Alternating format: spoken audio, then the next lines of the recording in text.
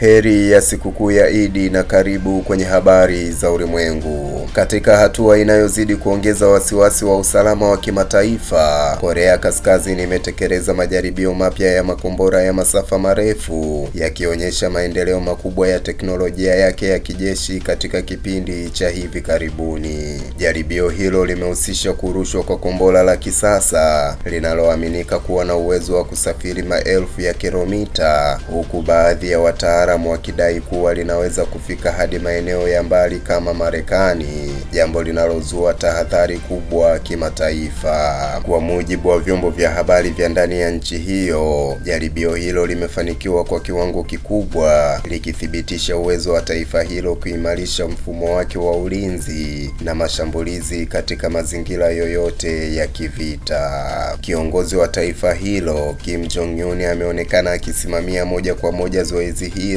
akisisitiza kuwa nchi yake itaendelea kuimarisha silaha zake za kimkakati ili kujilinda dhidi ya vitisho vya nje. Katika hotuba yake ametoa onyo kali kwa mataifa ya Magharibi, akisema kuwa Korea Kaskazini haitasita kutumia nguvu zake za kijeshi endapo itahisi usalama wake unahatarishwa kwa namna yoyote ile. Ripoti zinaeleza kuwa kombora hilo lina uwezo wa kubeba kichwa cha nyuklia, jambo ambalo limeongeza uzito wa tishio hilo na kuifanya dunia kuingia katika hali ya tahadhari ya juu.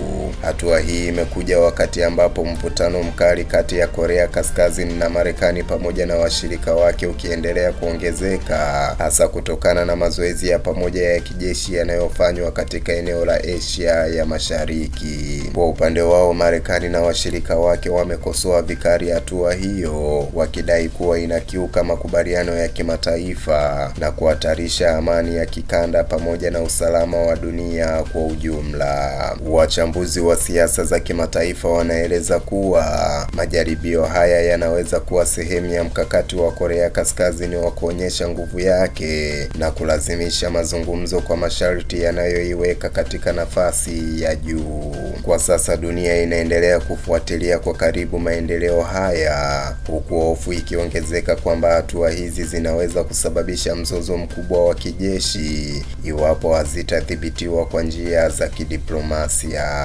Mimi ni Isaac Samuel na hii ni Vision TV.